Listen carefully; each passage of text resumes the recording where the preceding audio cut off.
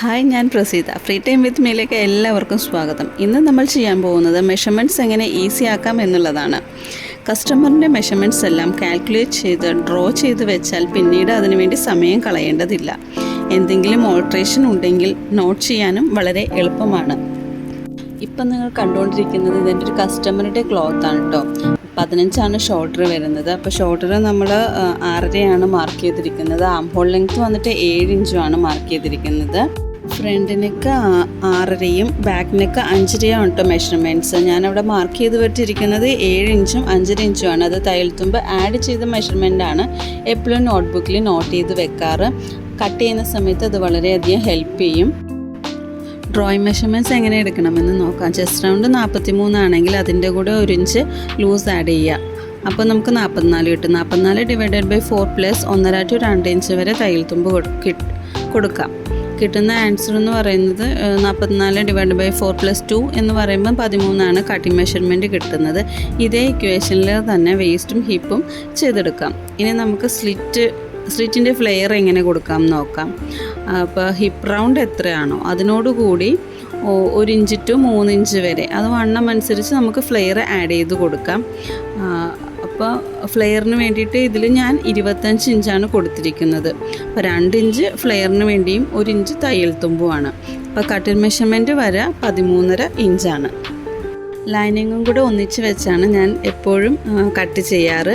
അത് time save ചെയ്യാനായിട്ട് നന്നായിട്ട് ഹെൽപ്പ് ചെയ്യും. ശ്രദ്ധിക്കേണ്ട മറ്റൊരു കാര്യം കൂടിയുണ്ട്. എല്ലായിടത്തും നോച്ചസ് ഇടണം. Hip, waist, chest round, front arm hole. ഇത് ഫ്രണ്ട് ആം ഹോള് നമുക്ക് തയ്ക്കുന്ന സമയത്ത് ഇപ്പോൾ ഡിസൈനൊന്നും ഇല്ലാത്ത ഒരു പ്ലെയിൻ കുർത്തീസൊക്കെ ആണെങ്കിൽ ആം ഹോള് ഐഡൻറ്റിഫൈ ചെയ്യാനായിട്ട് ഇത് വളരെയധികം ഹെൽപ്പ് ചെയ്യും കേട്ടോ. പിന്നെ മറ്റ് നോച്ചസുകളെല്ലാം ഹിപ്പും വേസ്റ്റും ചെസ്റ്റും ഒക്കെ സ്റ്റിച്ചിങ് ഒക്കെ കഴിഞ്ഞ് നമ്മൾ ഷേപ്പ് ചെയ്യുന്ന ടൈമിൽ കൃത്യമായിട്ട് മെഷർമെൻറ്റ്സ് 2 സൈഡിലേക്ക് മാർക്ക് ചെയ്യാനായിട്ടും വളരെയധികം ഹെൽപ്പ് ചെയ്യും.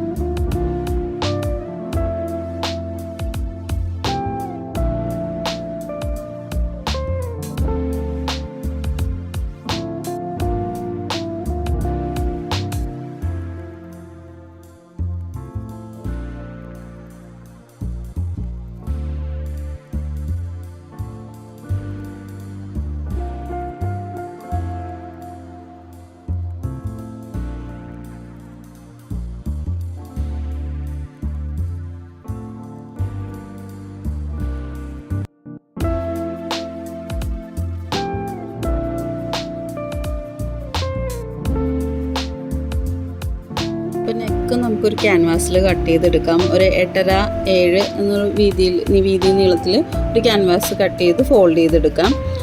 നെക്കിൻ്റെ അകലം 3.25 അപ്പോൾ ക്യാൻവാസിൻ്റെ വിഡ്ത്ത് വരെ 4.25 ആയിരിക്കും. ലെങ്ത്ത് 7 അപ്പോൾ 8 ഇഞ്ചിൽ ക്യാൻവാസും എടുക്കുക.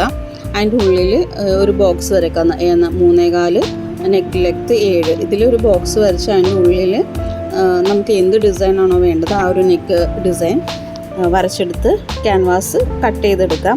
ഈ കട്ട് ചെയ്തെടുത്ത ക്യാൻവാസിൽ ഒരു ട്രിക്ക് ഉണ്ട്. നമുക്ക് ഈ ക്യാൻവാസ് നെക്കിൻ്റെ അകലം ഉണ്ടല്ലോ, അത് നമ്മൾ അയൺ ചെയ്യുന്ന സമയത്ത് ചിലത് അകന്നു പോകാനുള്ള ചാൻസസ് ഉണ്ട്. അപ്പോൾ അകന്നു പോവാതിരിക്കാൻ വേണ്ടിയിട്ട് നമ്മുടെ നെക്ക് പോർഷനിലെ മുകളിലത്തെ ഭാഗം ഇപ്പം ഞാൻ കട്ട് ചെയ്യുന്ന പോലെ ഫുള്ളായിട്ട് കട്ട് ചെയ്യാണ്ട് ആ ഒരു നെക്കിൻ്റെ അകലം അങ്ങനെ വെച്ചുകൊണ്ട് കട്ട് ചെയ്തെടുക്കുക. അപ്പോൾ നമുക്ക് നെക്കിൻ്റെ അകലം ഒരിക്കലും തെന്നി മാറിപ്പോവുകയോ അയൺ ചെയ്യുന്ന സമയത്ത് മാറിപ്പോവാനുള്ള ചാൻസസ് ഒന്നും ഇല്ല. ഇത് കണ്ടേ ഭംഗിയായിട്ട് കിട്ടി. വീഡിയോ ഇഷ്ടപ്പെട്ടാൽ ലൈക്ക് ചെയ്യാനും ഷെയർ ചെയ്യാനും സബ്സ്ക്രൈബ് ചെയ്യാനും മറക്കണ്ട. Tata, bye bye.